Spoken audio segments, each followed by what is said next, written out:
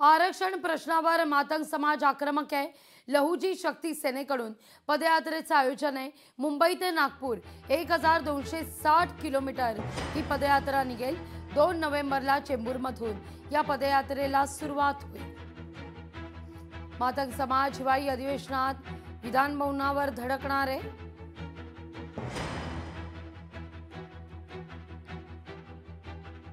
अन्याय अत्याचाराच्या विरोधामध्ये हा मातंग समाजाला एकजूट करण्याचा आमची पदयात्रा असणार आहे। मग ती महापदयात्रा 1400 किलोमीटरचं अंतर पार करून 41 दिवसाचा प्रवास करून या राज्याला धडकी देणारं आंदोलन आम्ही करणार आहोत। मुंबई ते नागपूर पदयात्रा करत या ठिकाणी आरक्षण उपवर्गीकरण झालं पाहिजे, मातंग समाजाचे प्रश्न सुटले पाहिजे, यासाठी लहुजी शक्ती सेनेचे असंख्य कार्यकर्ते नागपूरकडे या ठिकाणी पदयात्रा करणार आहे। या निवडणुकीमध्ये लहुजी शक्ती सेनेला महायुतीतला घटक पक्ष म्हणून हक्काचा वाटा मिळावा, जर नाही भेटली तर लहुजी शक्ती सेना ही स्वबळावर या निवडणुका लढवण्याचा या ठिकाणी या बैठकीमध्ये निश्चय करण्यात आलेला आहे। लोकशाही मराठी ऐका, पहा, जागरूक रहा।